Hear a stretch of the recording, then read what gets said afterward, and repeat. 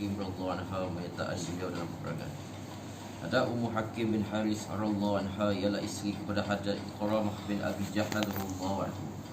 Beliau menyertai perangan Uhud menjelahi pihak kafir Quraisy. Beliau memeluk Islam sebab buka kota Mekah. Beliau sangat kasih kepada suaminya, tetapi oleh kerana pengaruh ayahnya Hadrat Iqramah radhiyallahu anhu masih belum memeluk Islam pada ketika itu.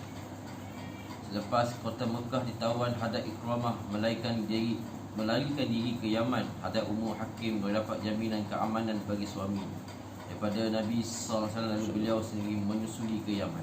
Dengan susah payah beliau memujuk suaminya supaya kembali ke Madinah. Beliau kata, kamu hanya akan mendapat keselamatan daripada pedang Muhammad SAW. Bila kamu pergi ke pangkuannya, kamu ikut saja saya. Hadrat Iqramah radhiyallahu anhu pun kembali ke Madinah.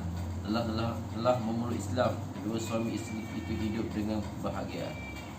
Semasa zaman pemerintah Hadrat Abu Bakar radhiyallahu anhu, Hadrat Iqramah radhiyallahu anhu telah menyertai perangan mentang Rum. Hadrat Ummu Hakim radhiyallahu anha juga bersamanya. Hadrat Iqramah radhiyallahu anhu telah gugur syahid dalam perangan itu. Lalu Hadrat Khalid bin Sa'id radhiyallahu anhu berkahwin dengan Hadrat Ummu Hakim radhiyallahu anha. Semasa dalam perjalanan di tempat bernama Mujaz Safar, buat pertama kali sejak perkahwinan mereka, Hadrat Khalid radhiyallahu anhu ingin bersamanya. Isterinya berkata segerang, ini kita berhadapan dengan bala tentera musuh. Biarlah mereka ditumpahkan dahulu. Hadrat Khalid radhiyallahu anhu menjawab, saya yakin bahawa saya akan syahid dalam perangan ini. Hadrat Ummu Hakim radhiyallahu anhu terdiam, lalu mereka pun bersatu dalam satu khemah di situ.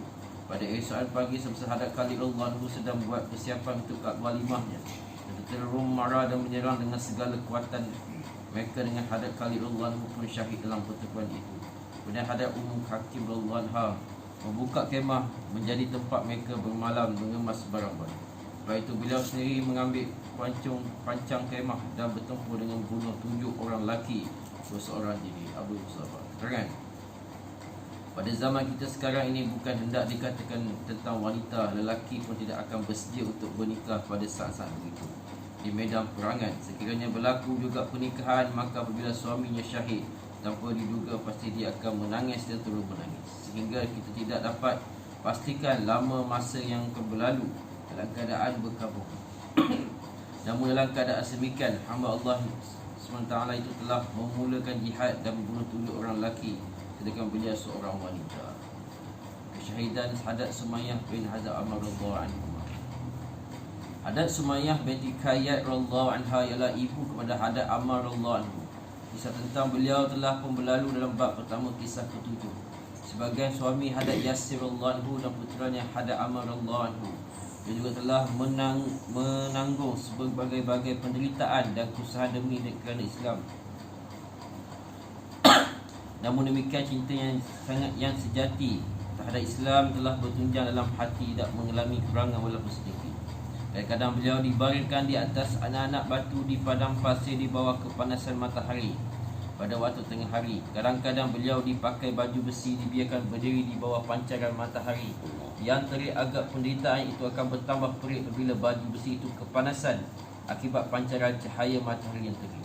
Sekiranya Rasulullah SAW lalu di sisi mereka, baginda SAW akan berpesan kepada mereka supaya bersabar, dan baginda SAW menyampaikan janji syurga pada mereka. Pada satu ketika semasa Hadrat Sumayyah radhiyallahu anha sedang berdiri, Abu Jahal telah lalu di sisinya. Abu Jahal telah memaki hamun dalam kemudian dalam keadaan marah.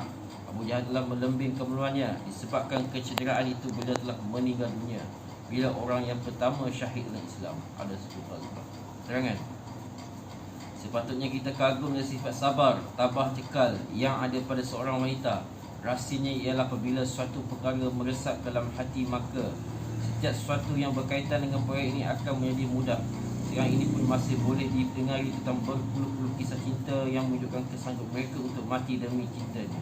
Walaupun bagaimanapun sekiranya pengorbanan nyawa itu dilakukan di Allah SWT dan untuk agama Allah SWT, maka pengorbanan itu akan menjadi sebab sebagian dan kemuliaan dalam kehidupan yang akan datang yang bermula selepas kematian.